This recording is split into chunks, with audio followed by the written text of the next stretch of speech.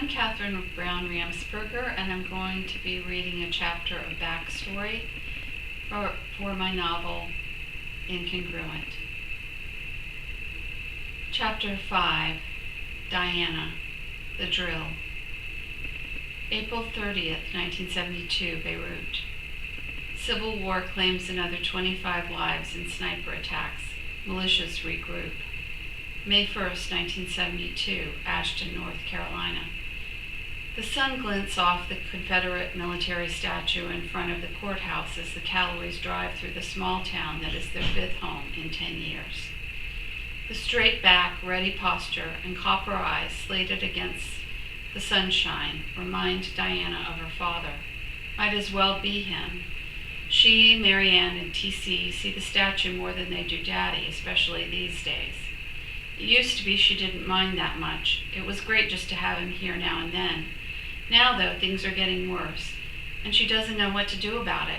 She knows better than to ask her father for a solution, so she tries not to think about it much. Soon she'll be out of here anyway, on her 18th birthday. The three of them bounce along in their mother's Plymouth Fury.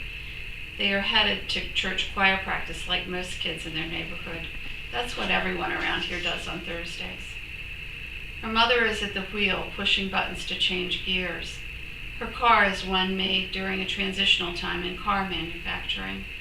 The Plymouth company thought push buttons to be the new wave of gear shifting. A decade later, Plymouth is beginning to suffer because of predictions such as this one. The buttons glow iridescent green day or night, and they sometimes stick in position, locking the Fury's riders into only going forward or only going backward. Her mother always drives them to choir practice, even though Dianna has offered to walk her siblings the 1.5 miles. Her mother says she's worried that Dianna will meet up with the wrong crowd while waiting for TC and Marianne. Dianna isn't sure what the wrong crowd is, but she thinks it has something to do with the songs on the radio her mother doesn't like. Dianna sits in the back seat, minding the other two, her arms crossed over her chest, popping bubble gum. She can't wait to sneak the moon pie in her pocket once they're out of the car. Marianne sits in the other back seat, seatbelt taut over her waist, hair perfectly beribboned, dress pressed like she just put it on. Her flawless peachy skin glows almost iridescent as the dashboard. Marianne doesn't talk much, and when she does, it's usually something straightforward, yet not non-confrontational, like, "The sky is very blue today." TC, seated between them, is just the opposite, always jabbering on about sports, a cartoon, or someone at school. Her mother, oddly, seems to be able to tune him out. He gets away with murder, if you ask Dianna. Despite her mother's self-acclaimed driving skills, they have already had one narrow escape and are about to have another. The car moves ahead at a very slow speed, and her mother keeps glancing in the rearview mirror as though she sees someone following them. "Can't be too careful," she says. The next thing they know, they are catapulted forward. Their mother has slammed on the brakes to avoid a pickup who is braking for a turn in front of them. "Who the hell does he think he is, not using a blinker?" She glances in the rearview mirror again. "That was close. It's a good thing I'm such a good driver." That's Mama, Dianna thinks to herself. All church-bright self-righteousness bound together with Southern Belle attitude. When she's in her right mind. "Can we go for cream sodas after choir?" TC asks, oblivious to the near miss. He squirms, swinging his G.I. Joe's arm up and down in karate moves. "No," Mama starts off, then, "We'll see." Dianna glares at him, and her sister slides further down in her seat. Marianne is trying to stay out of the middle, as usual, trying to please both her sister and her mother, to do the impossible and stay indispensable to both of them. Marianne has braids and braces like Dianna did just a few years back, but she's somehow more self-possessed. She's a big help, and she tries more than anything to be fair, which Dianna admires. Yet she really doesn't seem to care about the future, and her grades show it.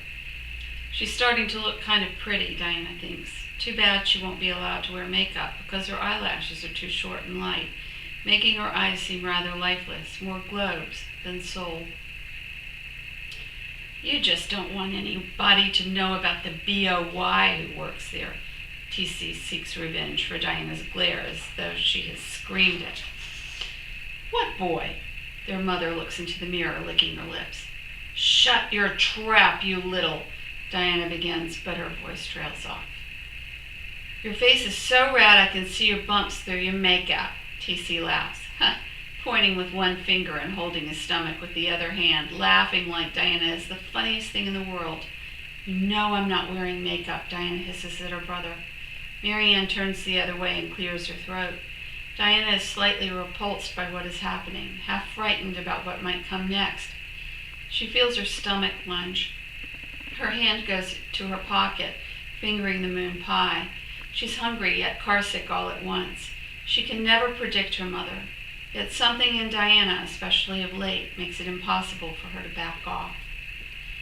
Her mother still glares into the rearview mirror, and her car veers off the asphalt onto the shoulder of the road. She rights it and begins paying attention to the road again.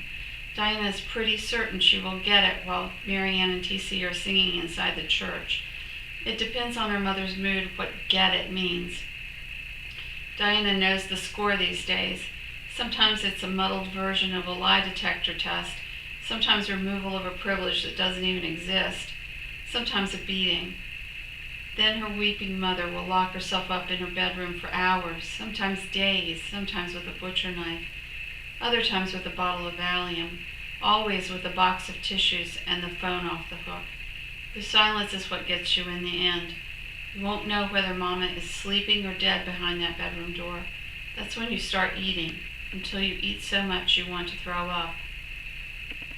Eventually, their mother will crawl out of her bed like some seabird that's been stuck in an oil slick. She'll demand a forced apology from you. She'll slap your face for looking the wrong way, or dig her nails deep into the soft flesh on the underside of your wrist for raiding the fridge. Her mother can fly off the handle if you come home with the wrong flavor of ice cream. She can lose it because you didn't tie your shoe the right way. She can spend a week locked in her room if you look the wrong way. Doesn't matter what she says it was for, you know what the punishment is really for and why it will never end. It's because she doesn't really like you. A disgrace to the family, that's what Mama calls Dianna at least once a week. What Dianna wears, how she parts her hair, how she moves, even how she breathes. Mama doesn't like to hear anyone breathe. Breath should not be audible, she tells her children. Now there is a boy that may add to this disgrace. Her mother has told Dianna that a kiss can end up getting you pregnant, so numerous conversations could at least end up taking your virginity in her mother's warped mind. Dianna has suspicions that her mother has known about him for months, but now she's not so sure. He's just some guy in math class that she helps with his homework. She doesn't know whether he's interested in her because he's grateful or because of his hormones, but the attention is difficult to ignore. He likes her, and he says so. Diana's flattered by his attention. That's as far as it goes.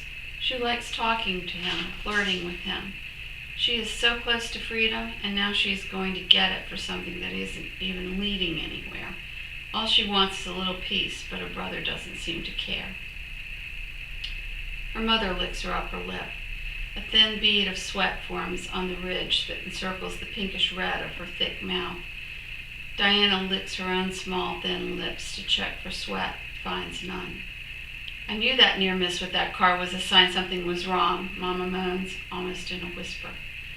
Diana's mother believes in signs. She always has, even before their real troubles began. She keeps watch for erratic weather, lichen growing on a crooked tree, a dog barking in the middle of the night as potential signs of impending doom. Mama looks in the mirror again, and the fury shimmies a little before righting itself. What boy is this, she asks Dianna.